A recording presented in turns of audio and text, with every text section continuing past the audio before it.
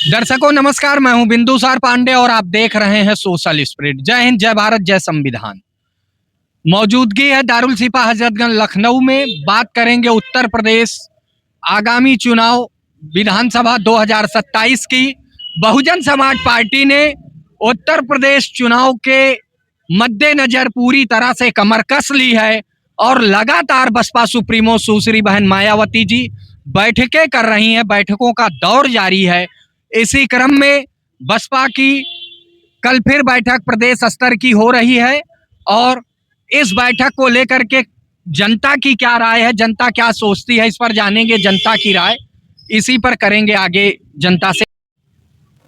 क्या नाम है आपका? मेरा नाम सूरज कुमार करण है। मैं जिलाध्यक्ष भीम आर्मी भारतीय एकता मिशन कन्नौज से हूँ। भीम आर्मी से हैं आप? Bhim army Azad Samaj party. Azad Samaj party Bhim army से। यहाँ पर रोज डिबेट होती है और एक बात निकल करके आती है कि बसपा सुप्रीमो सुश्री बहन मायावती जी दलितों की नेता हैं और उन्होंने दलित समाज के साथ साथ सर्वजन हिताय सर्वजन सुखाय की नीति पर काम किया, लोगों की मदद किया। 2007 से 2012 की सरकार बहन जी की बहुत अच्छी थी। उत्तर प्रदेश की जनता एक बार फिर मन बना रही है, लोग ऐसा कहते हैं।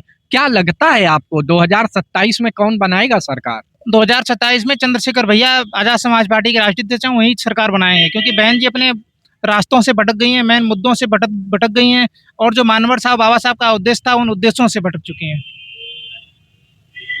तो क्या लगता है किस मुद्दे से भटक गई, क्या मामला रहा, क्यों ऐसा आप कह रहे हैं? क्योंकि लोग तो कहते हैं कि बहुत अच्छी सरकार थी। बहुजनों की जब भी बात होती है, चाहे मनीषा बाल्मीकि के बारे में हो या किसी भी हमारे बहुजन समाज की बेटियों के साथ अत्याचार हो, बलात्कार हो, तो बहन जी उस वक्त मौन हो जाती हैं। बहन जी इस वक्त भाजपा की बी टीम की तरह काम कर रही हैं। कहीं ना कहीं वो अनाउंस भी कर रहे हैं कि हम भाजपा के साथ लड़के चुनाव लड़ेंगे। तो इस वक्त उनका काम सिर्फ आजाद समाज पार्टी को कमजोर करने का प्रयास कर रहे हैं। बाकी उनका खुद का कोई वर्चस्व नहीं रहा जमीनी स्तर पर, जैसा कि आप सभी लोग देख रहे हैं कि लगातार वोट बैंक लगातार ग्राफ गिरते नीचे जा रहा है।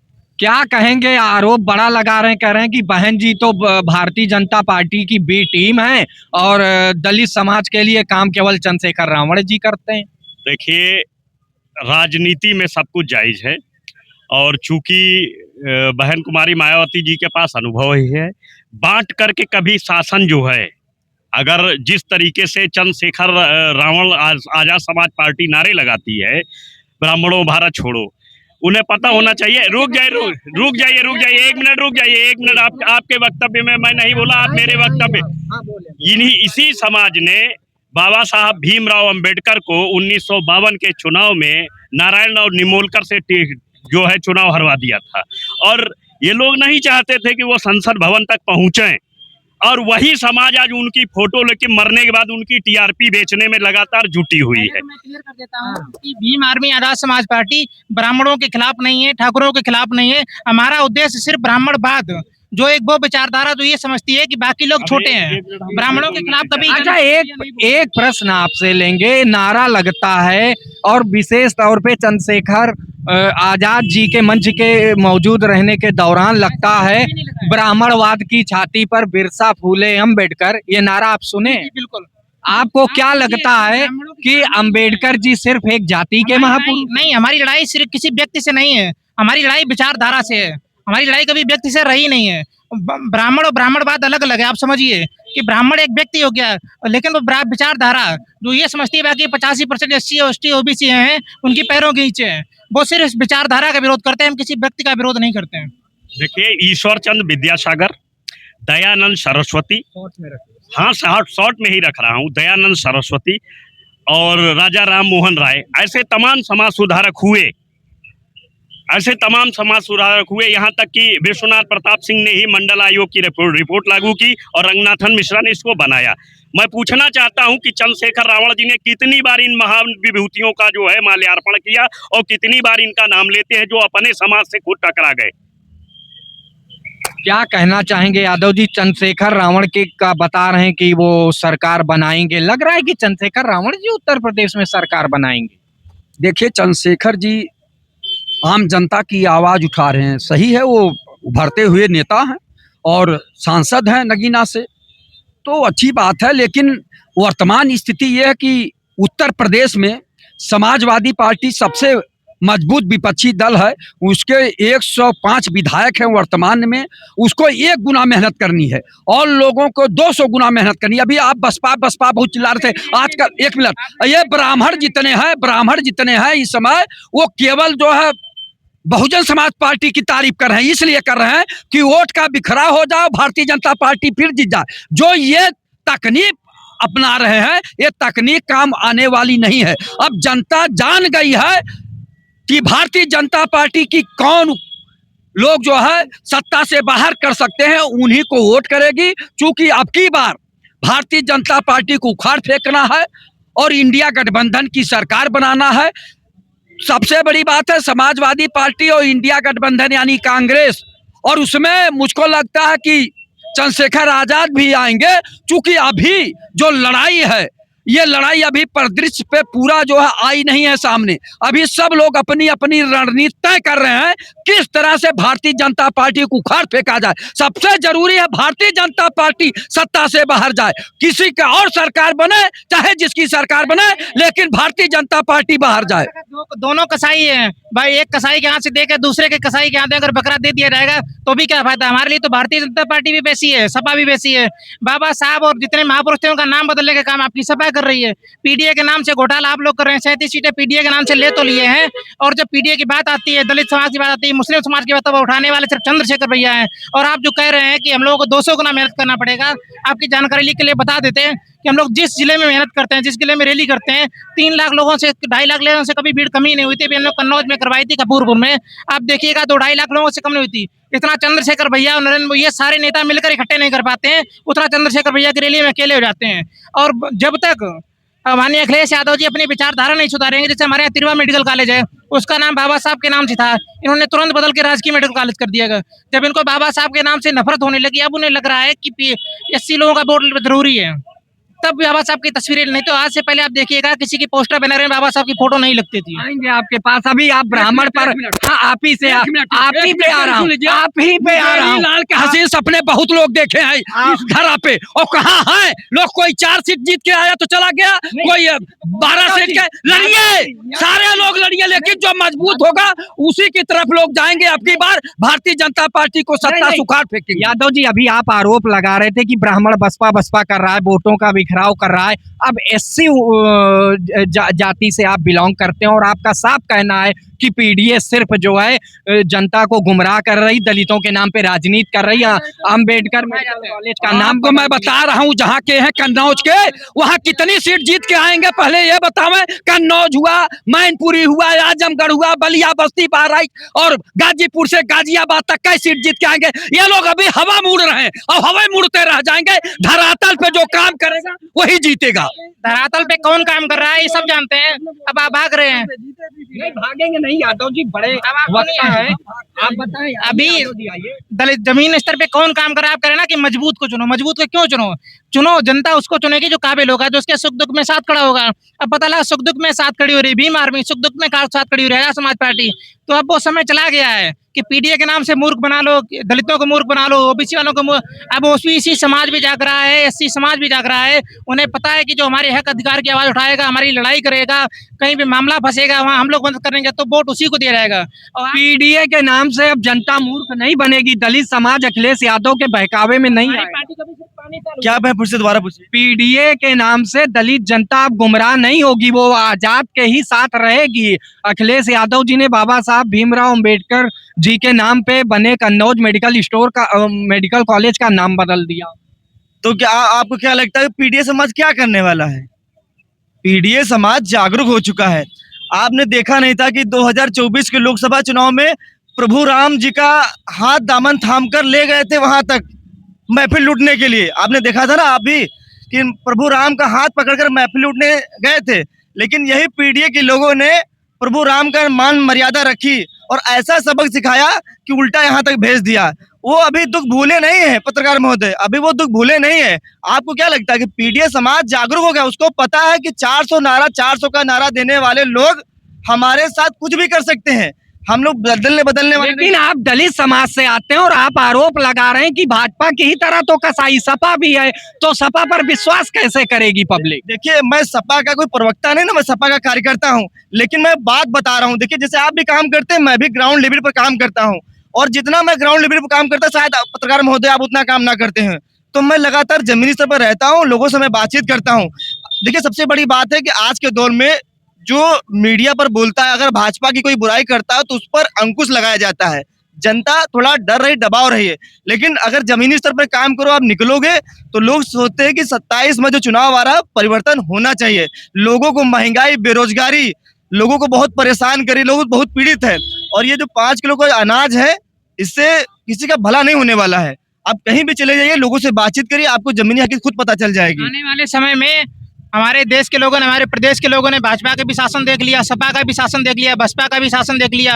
अब वो भीम आर्मी आजाद समाज पार्टी का शासन देखना चाहती है, क्योंकि अभी तक इन लोगों ने सिर्फ मूर्ख बनाया है। ना लोगों को सड़कें मिल पा रही हैं, ना कॉलोनी मिल पा रही, ना आवास मिल पा रही। जनाधार कौन सा है भीम आर्मी के पास? 2027 के चुनाव में किस वोट बैंक पे आप सरकार बना लें?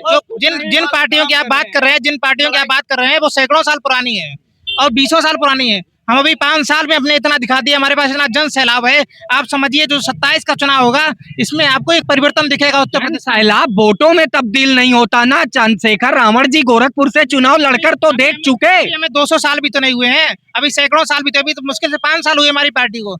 हर चीज में समय लगता है, बच्चा बड़े बढ़ते टाइम लगता है। तो 27 में क्या गठबंधन करेगी आजाद समाज पार्टी? नहीं, गठबंधन का भी कोई क्लियर नहीं है, वो हमारे शीर्ष नेतृत्व का काम है। महोदय, चंद्रशेखर जी आपने जो बात किया, उनका पेट बहुत बड़ा है।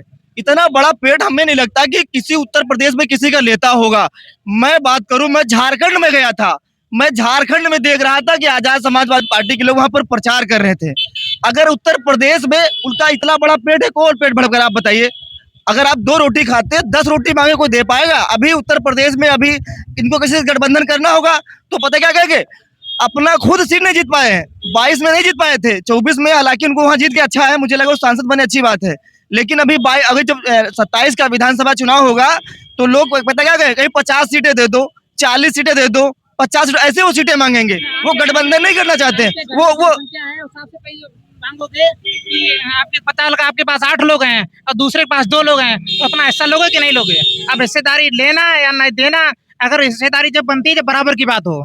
हमारा 85% समाज साथ में है। आप समझिए, आप चाहे सपा के समर्थक हो या भाजपा के समर्थक हो, किसी अन्य पार्टी के समर्थक हो। मैं समर्थक किसी के नहीं हूँ, लेकिन मैं जमीनी हकीकत बता रहा हूँ कि मैं भी पत्रकारिता करता हूँ, लेकिन मैं लगातार घूमता जहाँ हूँ, कहीं भी चुनाव होता है कोई जनाधिकार नहीं है। कहीं भी चुनाव होता है, प्रदेश में कहीं भी चुनाव होता है, झंडा गाड़ने पहुंच जाते हैं, उसके बाद जब जमानत जब्त हो जाती है तब पता चलता है। 2 रोटी की भूख है, 10 रोटी की मांग करते हैं, जमानत जब्त हो जाती तब हैसियत पता। आपको बता दूं, आदरणीय चंद्रशेखर आजाद जो है, लोग रात में सपना देखते हैं, दिन में सपना देखने लगे हैं, और इनके कार्यकर्ता उनसे ज्यादा जो है लगातार सपने में चल रहे हैं। कन्नौज से लेकर लखनऊ तक सपने में चल रहे हैं। अभी एक पैर जमा है किसी तरह से, और ये सब जानते हैं कि केतली कैसे वहां लोगों ने जमाया है, किस तरह से जमाया है। जब यही दशा रहेगी ना, तो ऐसा नहीं है कि जो अभी देख रहे हैं कि बस कल हम सत्ता पे आ जाएंगे, हमारी सरकार बन जाएगी। अभी आपको 50 साल रगड़ना पड़ेगा, तब वो आज सोच रहे हैं कि सत्ता में आ जाए, तो अभी सत्ता में आने वाले नहीं है। पहले जनता का काम करिए, पहले सत्ता मत पाने लगे। एक सांसद पे आप जो है सत्ता पाने, और जिसके पास 37 सांसद है वो पीछे रहेगा। आप बताइए, जो 37 सांसद लेके बोल रहा है, और जो है आप बताइए 1992 से जिसकी पार्टी है, और वो जो है उसको कार्य वो सब जो है ऐसा है। अरे भैया, ये देखो कि शक्ति किसकी है। भारतीय जनता पार्टी के कौन हटा पाएगा, कौन सबसे मजबूत विपक्षी दल है, इस पे भी तो गौर करेंगे। आपके 37 सांसद हैं, ठीक है, हमारा एक सांसद है। आपके 37 सांसद कितना बोलते हैं? जब दलितों पर अत्याचार होता है कितना बोलते हैं? पिछड़ों पर अत्याचार होता है कितना बोलते हैं? कितने लोगों पर? आपके 37 सांसद है ना, हमारा एक सांसद आपके 400 पे भारी पड़ता है और हमेशा पड़ता रहेगा। आप समझिए, हमारा एक सांसद है। अब आप लोग घमंड में बोल रहे हैं, आप लोगों का घमंड बोल रहा है, ये आजाद समाज पार्टी का घमंड बोल रहा है। आपको ये पता होना चाहिए कि एक से वरिष्ठ सांसद है, वहां ललकार के अपनी बात रखते हैं, समाज की बात रखते हैं, पीडीए की बात करते हैं। आप जिस सोच के हैं वही सोच रखिए। आपका यहाँ उत्तर प्रदेश में एक अंकुर नहीं जमेगा, एक बीज नहीं जमेगा। अगर इतने घमंड रहेगा तो आप लोग केवल हवा में तैरेंगे, कटी पतंग की तरह हवा में तैरेंगे। विधानसभा से खाली हो गए हैं। इनका कुछ नहीं है। इनका पता क्या सिस्टम है, आधी गगरी, वो कहावत नहीं सुना होगा, हाँ, आधी गगरी छलकत है, वो वाली इनकी कहावत है कुछ नहीं है, सिर्फ बड़े बड़े बोल हैं, बड़ी बड़ी बातें हैं। आपकी मैं बता रहा हूँ, अगर 2027 में अगर इनको घमंड नहीं हुआ है, अगर किसी के साथ रहना चाहते हैं तो साथ रह लें, और अगर 2 रोटी खाने वाले 10 रोटी की बात करेंगे ना, तो पता है भूखे पेट रहना पड़ेगा। पत्रकार महोदय मैं आपको बता रहा हूँ, भीम आर्मी आजाद समाज पार्टी के बिना कोई भी यूपी में सरकार नहीं बना सकता। आप लिख लीजिए हमारी इस बात को स्टाम्प पेपर पे। कितने विधायक हैं 22 में? कितने विधायक थे आपके? पहले बताइए कितने विधायक थे आपके? आपकी पार्टी कितने साल पुरानी वो है? मैंने मतलब नहीं, हम कितने बार चुनाव लड़े हैं? आप सत्ता बनाने, नहीं, आप उत्तर प्रदेश में हाँ, सरकार 27 में बनाने की देखिएगा। बात कर रहे हैं। 27 में आपके देखिएगा। 22 में कितने विधायक थे बताइए? तो आपकी पार्टी कितने साल पुरानी है? अभी लड़ी कहाँ है? आप लड़ेगी 22 में नहीं लड़े, अच्छा, अभी कहाँ लड़े? नहीं, आप पहली बार जो है, पहली बार आएंगे आपके पास, बिना चंद्रशेखर आजाद के कोई सरकार नहीं बना पाएगा। भाजपा भूल जाए। सपने देखने का अधिकार सबको है, ठीक है, देख लो भैया, ठीक। एक अकेले सांसद चंद्रशेखर रावण 400 सांसद पे भारी है। जो मायावती को उल्टा सीधा बके, उसके वीडियो वायरल हुए हैं। जो बहन मायावती को उल्टा सीधा बके, उस बहुजन समाज पार्टी को काशी राम ने जिसकी प्रेरणा से ये पार्टी बनी, उसका ये नाम लेके और मायावती जी को उल्टा सीधा बोलते हैं, इनके मुंह में कीड़े पड़ेंगे, इनके मुंह में कीड़े पड़ेंगे जो बहन मायावती जी के लिए उल्टा सीधा बोलेंगे। बहन जी ने इतना काम किया है और ये कल के आ गए, हम आजाद, हम फलाना, हम ढिमाका, ये कुछ नहीं है। देखिए कहने का मतलब है ये है कुछ नहीं, ठीक है, बस ये बरसाती मेढक है, बरसात में निकल के टर टर टर टर करेंगे। एक सांसद क्या बन गया, ये ऐसे हवा में उड़ने लगे हैं। बहन जी के साथ में पूरा समाज है, ठीक है, बहन जी का साथ में पूरा समुदाय है, और बहन जी से इनके वो टकराने की कोशिश करेंगे तो चूर चूर हो जाएंगे। आपको जानकारी के लिए बता दें कि चंद्रशेखर भैया ने कभी बहन जी की पहली बात तो बुराई की नहीं, दूसरी बात इनकी बौखलाहट ये बता रही है, इनकी बौखलाहट बता रही है कि आजाद समाज पार्टी का जनाधार मजबूत है। चंद्रशेखर रावण के समर्थकों का आरोप है भीम आर्मी का कि बहन जी मुद्दों से भटक गई, मान्यवर कांसी राम जी की विचारधारा भूल गई और ब्राह्मण तेल लगा रहा है। बहन जी हमारी बात सुनिए, ये जो चंद्रशेखर रावण के आदमी हैं, ये नहीं देख रहे हैं कि जितनी बच्चे जो है थे, कितना लोगों को जेल में भिजवा दिए रावण। बहन जी को टक्कर दे पाएंगे जिंदगी में रावण? मान्यवर साहब का नाम बीच में आप मत लीजिए, यहाँ पे चंद्रशेखर रावण के साथ में आप रहिए।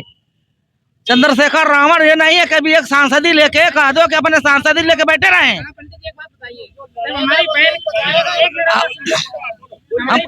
सुनिए, बहन जी के साथ में नहीं, सुनिए, ऐसा है कि दलित तुम भी हो तो दलित हम भी हैं, दलित अगर तुम भी हो तो दलित हम भी हैं। हम लोग बहन जी के जरने के लिए, मरने के लिए बहन जी के साथ में हम लोग हैं।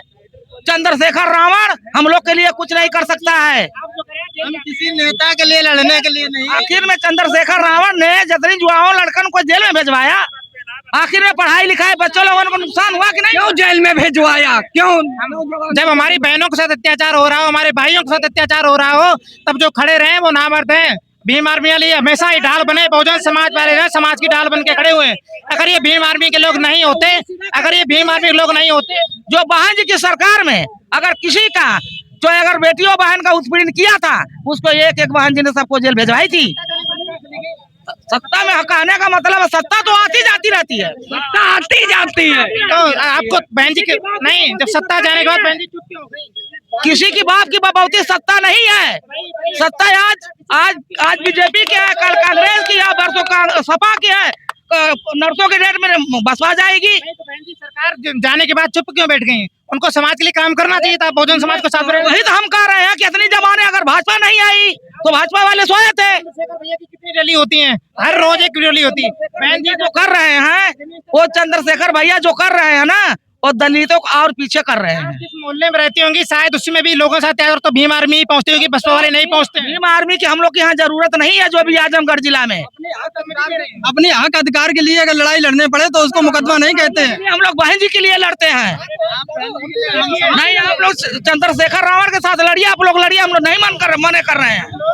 बहन जी सरकार बनाने जा रही 2027 में, ब्राह्मणों ने भी मान लिया। अगर कोई भी हो, चाहे कोई भी बिरादरी का हो, अगर अपने अपने बल दौलत, अगर दलित के नाम पर अगर खाली दलित ने सरकार बना ले, हर बिरादरी अगर वोट करती है तभी सरकार बनती है।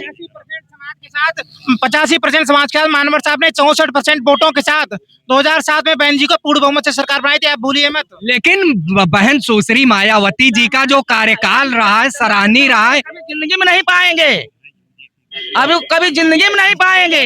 वो 4 बार मुख्यमंत्री रही हैं, उनके जैसी रावण। अब वो बहन जी कहिए, बहन जी ये नहीं कहती हैं कि आप आने बच्चों लोगों को रोड पर उतारती हैं, वो कभी नहीं अपने कार्यकर्ताओं को उतारती हैं। क्यों उतारेगी, क्यों उतारेगी? कौन मर रहा है? कौन सा बिरादरी नहीं मर रही? हम कह रहे अगर हम मर रहे हैं, ब्राह्मणों के साथ में ये सरकार में कितना उत्पीड़न हुआ है, कौन सा बिरादरी के साथ नहीं होता है? मर रही है, बहुजन समाज पार्टी मर रही है जो है, समझ गई कि नहीं?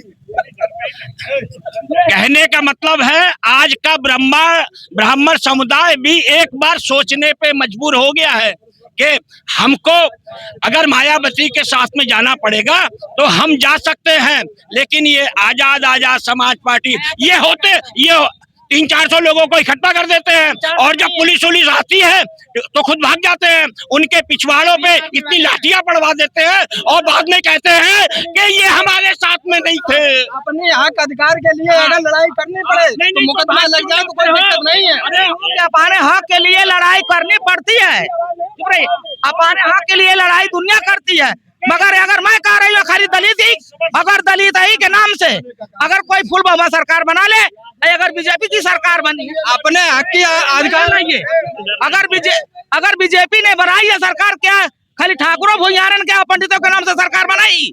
सारे दलित सारे बिरादरी ने वोट दिया तब सरकार बीजेपी ने बनाई थी। विरोध कर रहे हैं भारतीय जनता पार्टी का।